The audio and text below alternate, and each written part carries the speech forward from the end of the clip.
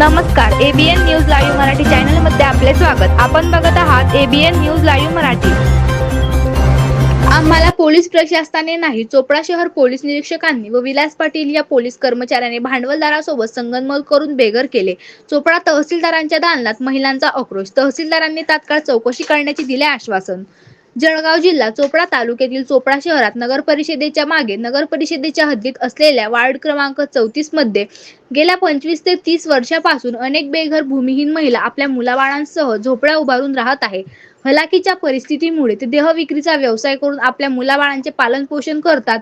त्यांच्या झोपड्यांपासून काही अंतरावर शहरातील मोठ्या भांडवलदाराच्या जमिनींना योग्य भाव मिळत नसल्यामुळे भांडवलदारांनी अनेक वेळा झोपड्या उद्ध्वस्त करण्याचा प्रयत्न केला। त्यामुळे गेल्या 2 ते 3 वर्षापासून चोपडा न्यायालयात खटला दाखल असताना दिनांक 30 मे 2026 रोजी सकाळी 7 ते 8 वाजेच्या सुमारास चोपडा शहर पोलीस निरीक्षक देसले यांनी आपल्या अधिकाराचा दुरुपयोग तसेच भांडवलदार यांच्यासोबत संगनमत करून कुठलीही पूर्वसूचना न देता पोलीस निरीक्षक देसले यांनी निर्दयी धोरण अवलंबून जेसीबी मशीनच्या सहाय्याने रहिवासी असलेले अनेक घरे व घरात असलेले अन्नधान्य जमीनदोस्त करण्यात आल्याचे तहसीलदारांना दिलेल्या निवेदनात नमूद करण्यात आले आहे।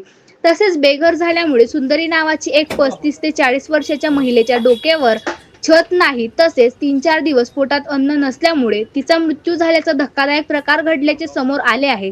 त्या अनुषंगाने बेघर झालेल्या शेकडो महिला पुरुषांनी तहसीलदारासमोर आपल्या व्यथा मांडताना सांगितलं की शासन नियमांची पायमल्ली करणाऱ्या तसेच पोलिसांची प्रतिमा मलिन करण्याचा प्रयत्न करणारे पोलीस निरीक्षक देसले व पोलीस कर्मचारी विलास पाटील यांनी केलेल्या बेकायदेशीर व कायद्याचे उल्लंघन करणाऱ्या कारवाईची सखोल चौकशी करून योग्य ती कारवाई करून शासन व पोलीस प्रशासनाने आम्हाला न्याय द्यावा अशी मागणी पीडित महिलांच्या वतीने करण्यात आली आहे। त्यामुळे शासन व पोलीस प्रशासनाच्या भूमिकेकडे सर्वांचे लक्ष लागून आहे।